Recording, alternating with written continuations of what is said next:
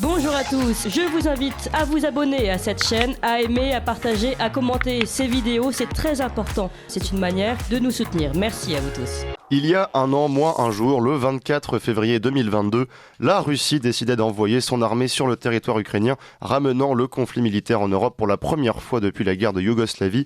Il faut dire que ce choix fait suite à plusieurs années de tensions entre deux pays aux peuples pourtant frères, avec en toile de fond une concurrence d'influence entre les États-Unis et la Russie dans la région. Et il faut ajouter surtout que ce conflit a largement alimenté les crises économiques et énergétiques que connaît l'Occident aujourd'hui. Alors malgré le brouillard de la guerre encore épais, quel bilan peut-on tirer de cette première année de conflit? À quoi peut-on s'attendre à l'avenir? On en parle ce matin avec Bernard Wicht et Éric Denessé. Bonjour Éric Denessé. Bonjour. Vous êtes donc directeur du CF2R, le Centre français de recherche sur le renseignement, et nous sommes également avec Bernard Wicht. Bonjour Bernard Wicht. Bonjour. Vous êtes donc expert en stratégie militaire, privat docent à la faculté des sciences politiques de l'Université de Lausanne, et vous êtes auteur, je vais vous citer vos derniers livres, L'élo et l'agneau citoyen aux éditions Astrée, Vers l'autodéfense, le défi des guerres internes aux éditions Jean-Cyril Godefroy, et un petit opuscule sous forme d'entretien qui a été réalisé par Laurent Chang et Slobodan Despot, Ce que l'Ukraine nous dit de la guerre qui vient, aux éditions Perspectives Libres.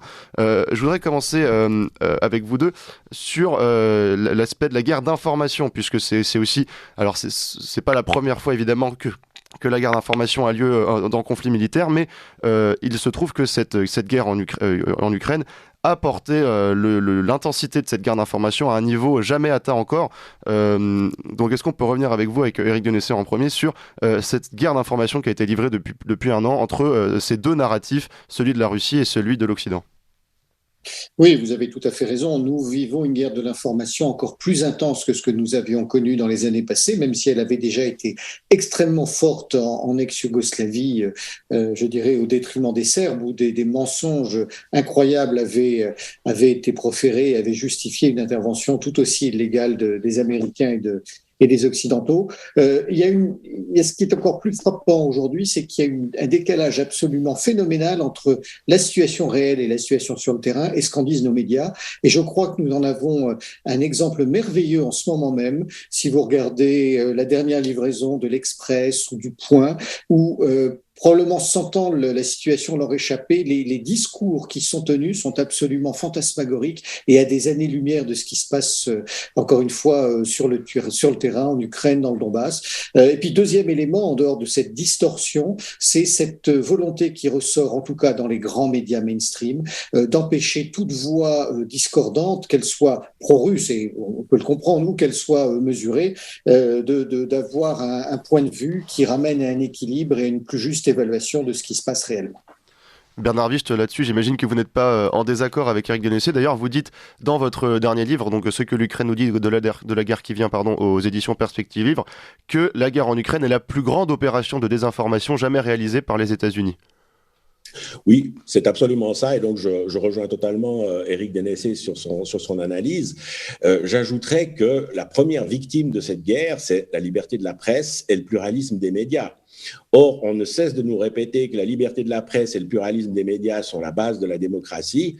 Donc, il y a vraiment une inquiétude grave à avoir vis-à-vis de cette présentation monolithique et complètement aussi orientée de la situation. On a décidé qu'il y avait les bons Ukrainiens et qu'il y avait les méchants Russes, et au-delà, on ne pousse pas plus loin l'analyse. Et ça c'est vraiment très grave dans notre modèle politique. C'est vrai que c'est assez paradoxal puisqu'on défend la démocratie en Ukraine, mais on censure les médias justement garants de la démocratie en Occident. Mais donc pour revenir sur le terrain donc plus militaire, est-ce qu'on peut brosser un bref tableau de résumé des derniers mois, de 12 derniers mois de cette guerre, Bernard Wicht, voilà, pour un petit peu voir donc comment la Russie a progressé, s'est ralentie avec l'apport occidental. Comment est-ce que vraiment cette guerre a évolué depuis un an? Alors, je l'ai dit dans mon petit opuscule, étant donné que, je dirais, tout le monde ment dans cette affaire, donc on a des communiqués de victoire en rafale côté ukrainien et puis une assez grande discrétion côté russe. Donc, il faut, je dirais, se baser sur quelques éléments dont on a une certaine certitude et à partir de là, sur la base de notre connaissance de l'histoire militaire, de la stratégie, essayer de reconstruire un peu la situation. Alors, il faut se souvenir d'une chose, c'est que l'armée ukrainienne, à la veille de la guerre, elle est en état de déliquescence avancée.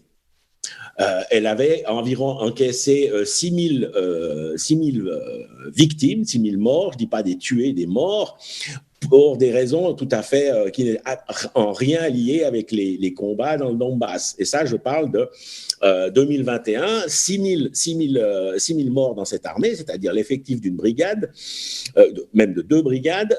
Pourquoi ? Pour ivresse, pour suicide, pour bizutage ayant complètement dérapé et mauvaise manipulation des armes et des explosifs.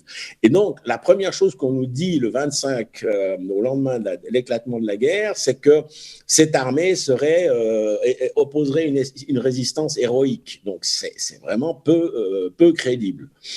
Deuxième chose, il faut garder à l'esprit que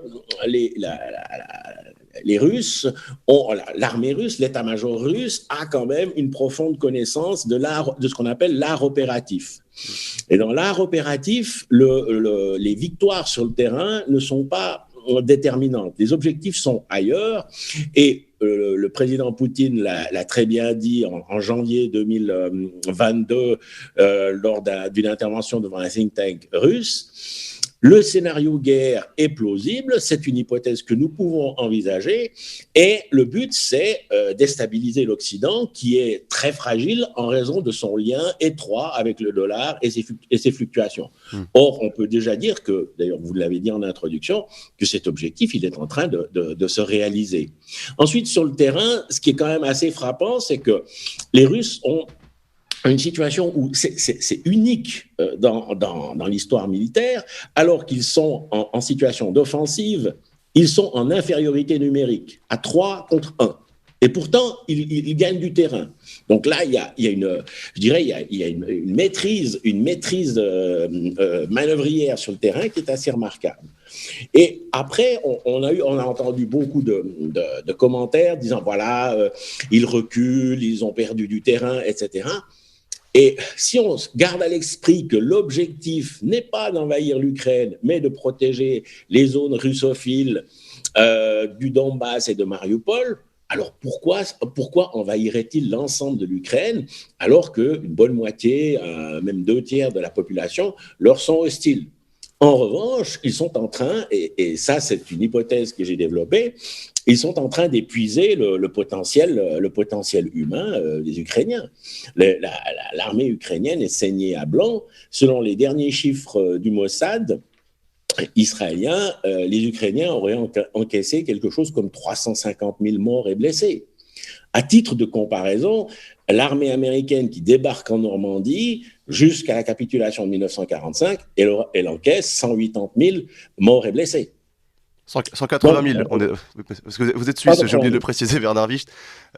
180 000, et là on parle de 3, selon les estimations du Mossad, qui sont recouvertes par une déclaration qui a été faite par un haut responsable ukrainien sur la chaîne LCI, qui ne peut pas être considéré comme pro-russe, et qui annonçait que, et ça c'était fin mai 2022, qu'ils encaissaient 600 tués et blessés par jour. Bien sûr. Et Éric Dénessé, vous aussi, vous considérez que finalement la Russie n'a jamais vraiment, malgré l'apport occidental, perdu la maîtrise de cette guerre ? Oui, malheureusement, absolument. Je dis malheureusement parce que, bien sûr, tout le monde regrette cette situation de guerre et je dirais le véritable massacre des troupes ukrainiennes. Quand je parle de massacre, un certain nombre d'informations qui nous arrivent de Russie sont intéressantes aussi. Un certain nombre d'officiers et de soldats disent qu'ils sont eux-mêmes absolument sidérés de la manière dont ils sont obligés de faire du tir au lapin sur les pauvres Ukrainiens qui sont envoyés contre eux sur la ligne de front. Ce qui génère bien sûr un traumatisme parce qu'il ne faut pas oublier que ces 2 peuples sont des peuples frères. Alors bien évidemment les soldats russes ont des ordres et sont en situation de guerre, donc ouvrent le feu, mais ils sont assez, je le disais, ils sont assez surpris, assez d'ailleurs totalement désabusés et quasiment traumatisés de voir la manière dont des vagues humaines se jettent contre eux, d'ailleurs qui sont souvent des militaires qui n'ont aucune formation, qui ne sont que de la chair à canon. Donc ça c'est un élément à garder aussi à l'esprit, et ça explique l'énorme différence de victimes de part et d'autre, même si le chef d'état-major norvégien, américain, les Ukrainiens essaient de nous faire croire que il y a près de plus de 100 000 Russes qui ont été tués, et donc beaucoup plus que les Ukrainiens. On est là dans un mensonge éhonté. Le rapport de victimes est probablement de 1 à 8, 1 à 10 et pas autre chose. Mais Éric Denessé, vous le savez, à 8h, c'est l'heure du bulletin d'actualité avec Emmanuel Noël. Ligne droite. Chevalier de la table ronde. Oui, oui, oui. Non, non, non. La table ronde. Et nous sommes toujours avec donc Éric Denessé, directeur du Centre français de recherche sur le renseignement, le CF2R, et Bernard Wicht, expert en stratégie militaire et privatdocent à la faculté des sciences politiques de l'Université de Lausanne, auteur dernièrement de Ce que l'Ukraine nous dit de la guerre qui vient, aux éditions Perspectives Libres. Éric Denessé, je voudrais rester avec vous. Finalement, donc, on se rend bien compte que on n'est pas du tout face à une guerre conventionnelle d'un État contre un État. On est sur un État complètement déliquescent, l'Ukraine, qui dépend de l'aide occidentale. Est-ce qu'on peut aussi faire peut-être un bilan de cette aide occidentale qui est venue, donc des Américains, un petit peu de l'Europe également? Quelle influence elle a eu? Est-ce qu'elle a permis finalement de survivre au conflit, ou est-ce que vraiment la Russie a le dessus depuis le début de cette guerre? Alors, d'abord, je serai extrêmement prudent sur tout ce qui concerne le théâtre des opérations, puisqu'on a finalement assez peu d'informations, et celles dont on dispose quand elles nous viennent de l'Occident sont en grande partie orientées ou déformées. Donc, on parlait des effectifs tout à l'heure. La situation sur le terrain aujourd'hui semble stable, puisque les deux parties sont arrivées à peu près à équivalence, ce qui ne veut pas dire que leur stratégie soit la même. On est probablement au maximum de ce que peut faire l'armée ukrainienne aujourd'hui, et en face, les Russes ne sont loin d'être à leur potentiel maximal. Je parlais d'une armée ukrainienne, c'est aujourd'hui une armée qui est de plus en plus internationalisée, à la fois par l'aide en matériel que lui fournit l'Occident et la présence de combattants. Alors, est-ce qu'il s'agit de mercenaires, de volontaires? On peut les qualifier comme on veut. Il faut aussi préciser qu'il y a énormément de volontaires ou de mercenaires de cette nature en face. Mais je rejoins ce que disait tout à l'heure Bernard Wicht, c'est-à-dire que se polariser sur le combat au niveau tactique, comme le font un certain nombre d'analystes dans nos médias, finalement présente peu d'intérêt tant qu'on ne connaît pas les buts de guerre et les objectifs réels de la Russie. Ça a été d'ailleurs l'erreur depuis le début du conflit, et donc je pense qu'il faut rester beaucoup plus sur une approche à un degré plus élevé. Alors, Bernard Wicht expliquait tout à l'heure tous les défauts de l'armée ukrainienne, et je le rejoins évidemment. Mais ce que nous savions, nous aussi occidentaux, depuis la fin de la guerre froide, et en dépit du fait que l'armée russe se soit modernisée, c'est que ce n'est pas une armée qui est très douée en matière de logistique, c'est une armée défensive qui est là pour protéger le territoire national, et qui, dès qu'elle mène des opérations loin de son territoire, n'a pas la compétence qu'ont les armées occidentales en matière de logistique. Donc ça explique aussi un certain nombre de dysfonctionnements qu'on a pu voir du côté russe, mais qui ne sont pas au sens propre des échecs. Je dirais la différence entre les pertes de part et d'autre et la maîtrise de l'art opératif qu'ont encore une fois démontré les Russes montre qu'ils sont absolument pas en situation de difficulté dans ce conflit. Bien sûr, et donc on va en venir à ces fameux buts de guerre russes. Bernard Wicht, vous l'expliquiez, et d'ailleurs vous le dites aussi dans votre livre, pour vous ce n'est pas une guerre tant contre l'Ukraine, c'est une guerre qui est livrée à l'Occident, et c'est une guerre multidimensionnelle avec évidemment les aspects économiques et énergétiques, et donc finalement la Russie aurait presque intérêt à faire durer le conflit, puisque faire durer le conflit c'est faire durer les crises. Voilà, on n'est pas vraiment du tout sur une guerre entre États, c'est une guerre menée à l'Occident. Oui, on peut le dire, du côté russe, c'est une chose qui semble se vérifier. Il ne faut pas oublier une chose, c'est qu'ils ont fait leurs calculs. Ils étaient peut-être surpris de devoir intervenir si rapidement, mais ils ont fait leurs calculs. L'économie occidentale est totalement financiarisée. Elle est financiarisée autour du dollar, qui est extrêmement volatile. En revanche, l'économie russe n'est pas financiarisée. L'économie russe est encore une économie de type industriel qui vend des biens, typiquement des céréales, qui vend du pétrole, qui vend du gaz, et elle le vend sur des marchés immenses comme la Chine, l'Inde ou le Pakistan. Donc, elle n'est pas du tout touchée par les fluctuations des marchés financiers. D'ailleurs, on voit que les sanctions prises par l'Union européenne et les États-Unis ont relativement peu d'impact sur l'économie russe. Donc, en ce sens, et Emmanuel Todd l'a bien relevé dans son entretien au Figaro, si le PIB russe est relativement modeste en comparaison au PIB des pays occidentaux, c'est un PIB en revanche très solide, basé sur de l'ingénierie, du savoir-faire, justement des exportations concrètes, et non pas, ce qui est malheureusement un peu le cas en Occident, sur la spéculation boursière. Donc, a priori, ce que vous dites est tout à fait plausible, c'est-à-dire que la Russie peut faire durer le conflit. Je mettrais toutefois un bémol, c'est qu'au sein de la population, on a quand même vu un clivage. On a ce qu'on pourrait dire la Russie des villes et la Russie des champs. La Russie des champs est sans doute 100% derrière le président Poutine, mais la Russie des villes, quand la mobilisation partielle a été déclenchée, ça a quand même provoqué un sauve-qui-peut vers la Finlande, vers la Géorgie, de quand même plusieurs milliers de jeunes gens qui ne voulaient pas suivre la conscription. Donc, il y a quand même un bémol dans cette capacité de la Russie à tenir longtemps. Bien sûr, Éric Denessé, sur cette guerre qui est menée à l'Occident, vous pensez que l'Occident s'enlise et est piégé par cette guerre en Ukraine ?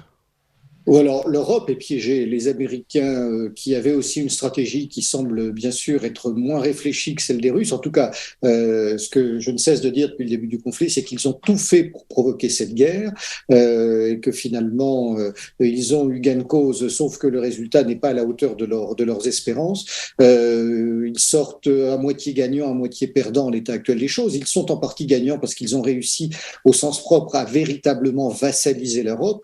Malheureusement, la France en est un exemple, mais surtout l'Allemagne en est le plus grand exemple. La manière dont nos amis allemands se couchent, alors qu'on sait désormais que le sabotage des pipelines est une opération américaine, est absolument sidérant et montre bien la chape de plomb américaine qui est en train de se refermer sur l'Europe. Donc sur ce plan-là, les Américains tirent les marrons du feu, nous fournissent de plus en plus de gaz. Il faut rappeler que je crois que les bénéfices des fournisseurs de gaz et de pétrole de schiste américains sont de l'ordre de 25 milliards de dollars depuis le début de la crise. Donc il y a un vrai gain pour eux. Par contre, c'est un échec au niveau beaucoup plus large puisque la très grande majorité des États et de la population mondiale ne soutiennent pas cette guerre en Ukraine et donc n'appliquent pas les sanctions à la Russie.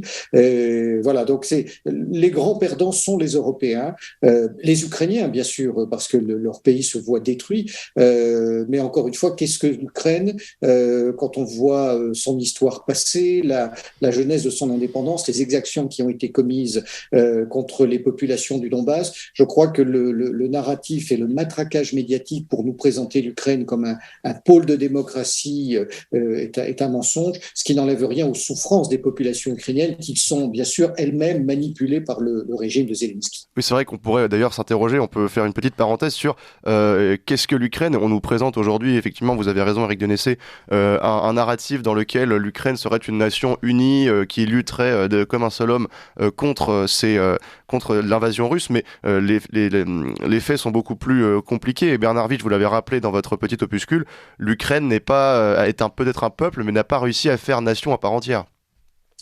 Effectivement, c'est le problème, et je pense que donc l'Ukraine considérée comme une nation qui n'a jamais su devenir un État. Et à l'heure actuelle, non seulement, comme on vient de le dire, il y a eu ces destructions, il y a la guerre, mais il y a une hémorragie démographique.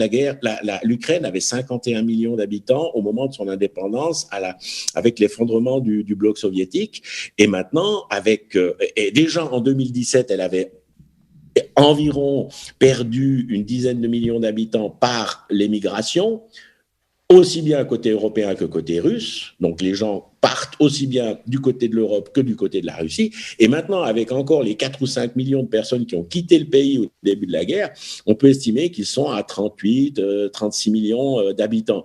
C'est une révolution à l'intérieur d'une société lorsque en si peu de temps, elle perd autant de population.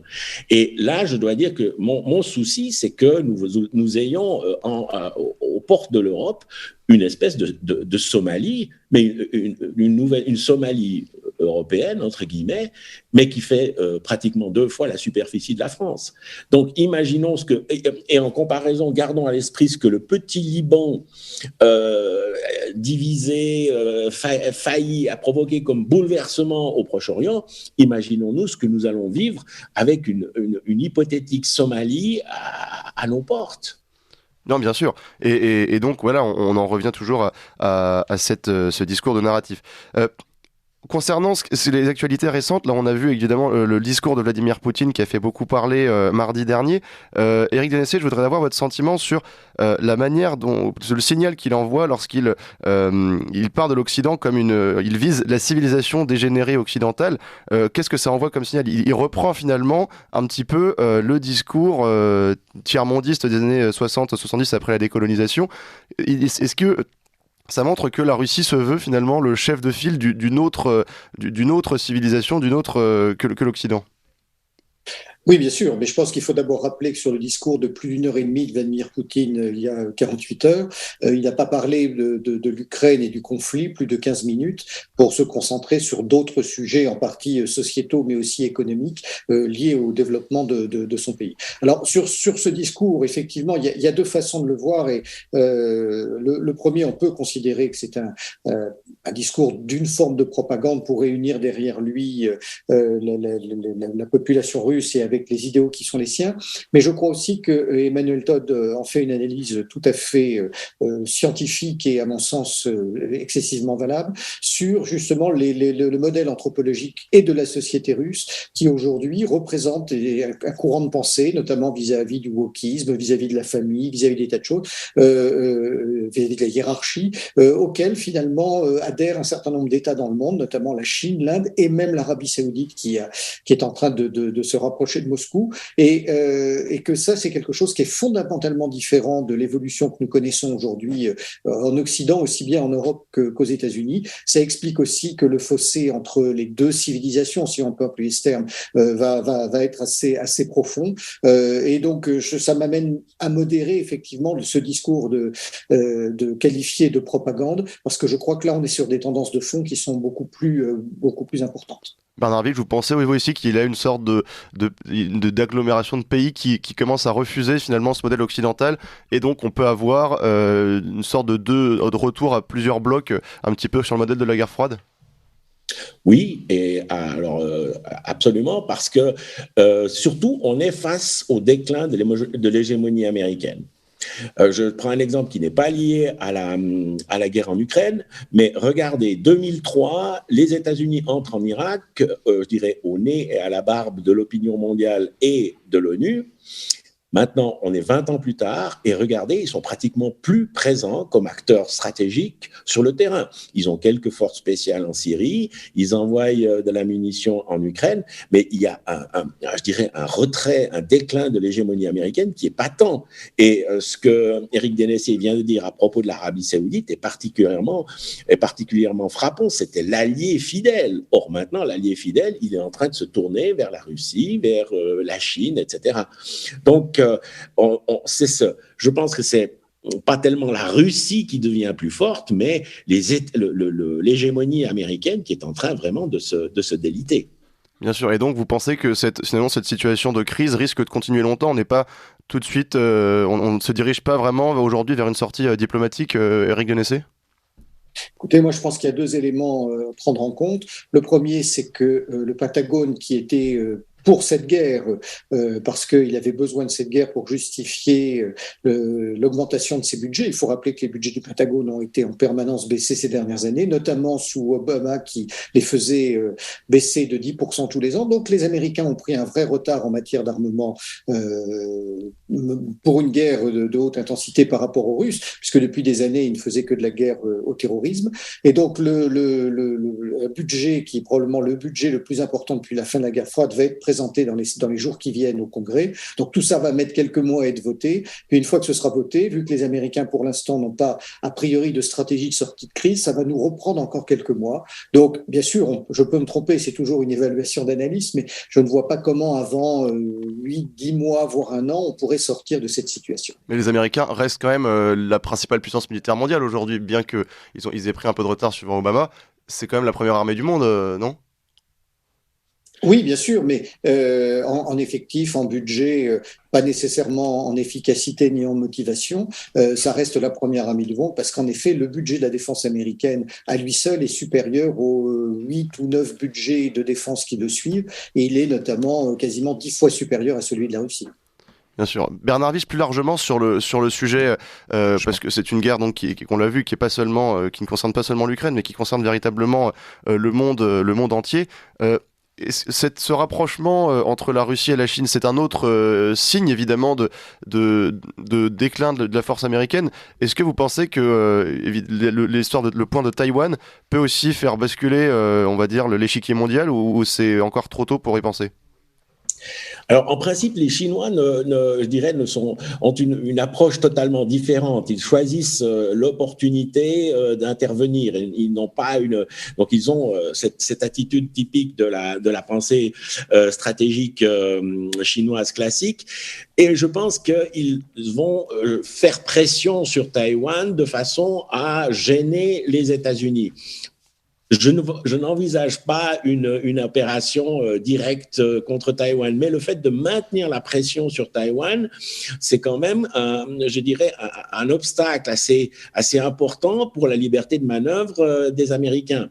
Et comme on l'a dit tout à l'heure, ils ont certes énormément de matériel, mais ils ont pris du retard. Ils en ont livré maintenant une partie à l'Ukraine. D'ailleurs, on entend quand même des récriminations de la part de l'état-major des armées aux États-Unis à ce sujet, qu'ils ne veulent pas se désarmer. Donc, oui.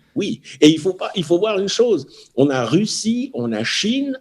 L'Inde, évidemment, avec la Chine, ça n'a jamais été, je dirais, la bourre-fou, mais enfin, on a quand même l'Inde qui a marqué clairement son non-rattachement à la ligne occidentale. On a l'Iran, ça fait un bloc vraiment du point de vue géopolitique qui est très très important, qui n'est plus entamable par des opérations de déstabilisation.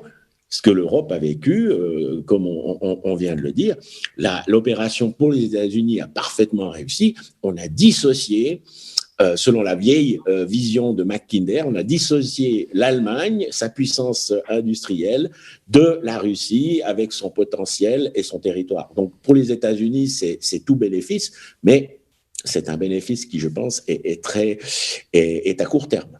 Évidemment. Et je voudrais revenir aussi avec vous sur cette annonce qui a été faite aussi de la Russie de sortir des accords New Start sur le désarmement nucléaire.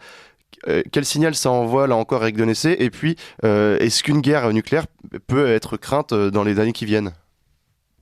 Alors, d'abord, je ne crois pas à une guerre nucléaire à court terme. Des choses peuvent toujours échapper, mais les leaders russes sont d'une très grande rationalité. Et je dirais, si les leaders politiques américains ne le sont pas, les échelons supérieurs du Pentagone de leur côté le sont. Là ensuite, encore, on a toujours aussi ce discours des élites russes qui sont, alors notamment Vladimir Poutine, qui serait malade, qui serait dans un bunker. Bon, au final, il est apparu en grande forme dans son discours. Donc, c'est encore une guerre d'information assez hallucinante. Oui, je crois qu'il n'y a rien à dire aussi. On voit très bien le côté foutaise de ce type d'argument. Ensuite, pour la réaction de sortir du traité New Start, je crois qu'il faut aussi préciser que ce sont les Américains qui sont systématiquement sortis ces dernières années de tous les traités sur les armements. Et donc, à leur tour, les Russes décident d'en faire autant. Quel est leur intérêt aujourd'hui? Et encore une fois, il faut regarder ça d'une manière tout à fait neutre. Ils ont cessé d'être bafoués depuis plus de 30 ans par des promesses qui n'ont pas été tenues sur l'extension de l'OTAN, sur la maîtrise des armements. Donc aujourd'hui, devant l'attitude d'un Occident qui, pour eux, n'a plus aucune crédibilité et la parole duquel ils ne peuvent plus se fier, eh bien, ils décident de sortir d'un certain nombre d'accords. Je dirais probablement pour les renégocier une fois que la situation sera un petit peu plus claire sur le terrain, mais ça ne fait pas nécessairement monter une menace nucléaire. On est là un peu dans une partie de bluff, bien sûr, dont on doit faire très attention à l'évolution. Bernard Wisch, vous aussi, vous pensez que c'est une mesure beaucoup plus symbolique que véritablement menaçante? Moi, je vais peut-être un peu vous surprendre, mais mon inquiétude en ce qui concerne une éventuelle frappe nucléaire concerne beaucoup plus la Maison-Blanche et le gouvernement britannique. Pourquoi? Parce que je rappelle deux choses. Au début du conflit, l'entourage du président Biden disait « Nous avons les preuves comme l'avait fait Colin Powell en son temps, que les Russes sont prêts à une frappe nucléaire. Et c'est la CIA qui a dû, on va dire, rétablir la réalité des faits en disant, selon toutes nos observations et toutes nos analyses, il n'y a aucun préparatif pour un tir nucléaire côté russe. Même scénario au Royaume-Uni au moment où Liz Truss faisait campagne pour être élue suite à la démission de Boris Johnson. Elle a eu une phrase qui était vraiment dramatique. Elle était candidate au poste de Premier ministre en disant « La guerre nucléaire est évidemment une chose dramatique pour la Terre et pour l'humanité, mais l'utilisation de l'arme nucléaire contre Vladimir Poutine se justifie. » Et là aussi, il a fallu que ce soit le commandant en chef de l'armée britannique qui dise Vladimir Poutine n'est pas un fou, c'est un stratège froid et calculateur, et il restera notre ennemi encore pendant longtemps. Donc moi, c'est ce genre de situation qui me fait peur, parce que je ne pense pas que le risque soit tellement au côté russe. Là, je pense que peut-être beaucoup d'auditeurs vont être surpris, mais le risque, il est toujours du côté des puissances déclinantes. Souvenons-nous de l'œuvre majeure de Paul Kennedy, Naissance et déclin des grandes puissances, et il le démontre à l'envi, c'est les grandes puissances sur le déclin qui sont fauteurs de guerre. Et là, avec les États-Unis, en plus, pensez à cette société américaine qui est complètement divisée. On s'en rend pas suffisamment compte, on est loin, on regarde pas la télévision américaine, on lit que les grands journaux, etc. Cette société américaine, elle est complètement fragmentée, elle est au bord de la guerre civile et du collapse. Oui, elle est victime. Donc, il y a les violences, il y a en plus cette guerre des opioïdes qui fait des ravages au niveau de la population. Donc c'est vrai qu'une guerre, c'est aussi, il faut regarder l'intérieur des États. L'intérieur des États occidentaux est vraiment très fragile aujourd'hui. Et donc, le risque d'un gouvernement qui commence à perdre pied de recourir à l'arme nucléaire, j'ai quand même quelques inquiétudes de ce côté-là. D'accord, très bien. Et pour conclure, donc là, on se dirige vers une guerre qui va durer. Est-ce que ça peut aussi amener peut-être les Occidentaux à reconsidérer leur relation avec l'Ukraine, notamment les Américains et puis les Européens qui aussi vident leurs arsenaux complètement? Est-ce que ce soutien occidental à l'Ukraine peut prendre fin dans les prochains mois, Éric Denessé? Écoutez, il faut le souhaiter, mais je n'en vois pas en ce moment les prémices. Cette guerre pourrait s'arrêter très simplement. Il suffirait que un pays de l'OTAN européen, un grand et un vieux pays de l'OTAN, ça peut être la France, l'Italie ou l'Allemagne, décide que tout cela suffit, que nous faisons une stratégie américaine non seulement qui est contraire à nos valeurs, mais aussi contraire à nos intérêts, et ça entraînerait probablement une fissure très profonde et une remise en question. Malheureusement, je ne vois ni Olaf Scholz, ni Emmanuel Macron, ni Mélanie, qui a fait un virage à 180 degrés depuis qu'elle a été élue, rentrer dans ce genre de logique. Alors peut-être qu'à terme, les opinions pourraient avoir un rôle. Là aussi, c'est très difficile à voir parce que le matraquage médiatique pro-ukrainien auquel on assiste aujourd'hui, même s'il y a beaucoup de défiance et beaucoup de distance dans les pays profonds par rapport à ces informations-là, ça joue quand même un rôle. Donc la prédiction est très difficile à formuler à mon sens. Merci beaucoup, et je voudrais laisser seulement le mot de la fin à Bernard Wisch, puisque votre analyse dans votre livre m'a beaucoup intéressé sur finalement ce livre, je le rappelle, ce que l'Ukraine nous dit de la guerre qui vient, aux éditions Perspectives Libres. C'est une guerre finalement qui montre que l'État est complètement dépassé par les moyens militaires actuels, que le capital a dépassé l'État, et que donc c'est l'individu qui redevient le centre de la guerre, et on va quand même avec ces États défaillants, de plus en plus de troupes qui incitent à l'autodéfense individuelle. Est-ce que vous pouvez vous expliquer là-dessus pour la fin ? Oui, donc l'État moderne était garant de la sécurité et de la paix à l'intérieur du pays. Or, maintenant, on voit très bien que les élites occidentales ont quitté ce niveau national, qu'elles sont désormais à un niveau global, où leurs décisions sont dictées par les intérêts financiers de Wall Street, etc. Et que, au fond, elles n'ont plus la possibilité de remplir cette fonction régalienne de protection des populations. On le voit très très bien à l'heure actuelle en Belgique et aux Pays-Bas, qui sont, selon l'analyse de certains criminologues, en passe de devenir des narco-États, où la pression, l'intimidation, voire l'utilisation claire de la violence se dirige directement contre les populations civiles. Et et que ces deux États sont complètement débordés. Donc, c'est pour ça qu'on doit considérer que, contrairement à la vision classique où l'État est l'acteur de la guerre, l'État l'est de moins en moins parce qu'il est de plus en plus vidé de sa substance et que donc c'est l'individu qui se retrouve le sujet et l'objet de la guerre. Donc, on retrouve cette fonction première de l'individu qui doit se protéger sa vie, celle des siens. Et rappelons quand même la philosophie politique, le droit naturel. Hobbes dit que, Dieu sait si Hobbes n'était pas un penseur libéral, c'est quand même lui qui a pensé l'État moderne et le Léviathan, mais dans la deuxième partie de son ouvrage, il dit « Le droit à l'autodéfense est un droit naturel et il ne peut y être abandonné par aucune convention. » Donc, nous devons garder ça à l'esprit dans la situation actuelle. Merci à tous les deux. Merci Bernard Wicht. On rappelle que vous êtes donc l'auteur de Vers l'autodéfense, le défi des guerres internes aux éditions Jean-Cyril Godefroy et de Ce que l'Ukraine nous dit de la guerre qui vient donc aux éditions Perspectives Libres. Et Éric Denessé, nos auditeurs vous connaissent. Vous êtes donc directeur du Centre français de recherche sur le renseignement, le CF2R. Merci à tous les deux. Vous appréciez cette émission? Alors aidez Radio Courtoisie à en produire d'autres en indépendance totale. Rendez-vous sur soutenir.radiocourtoisie.fr. Merci d'avance.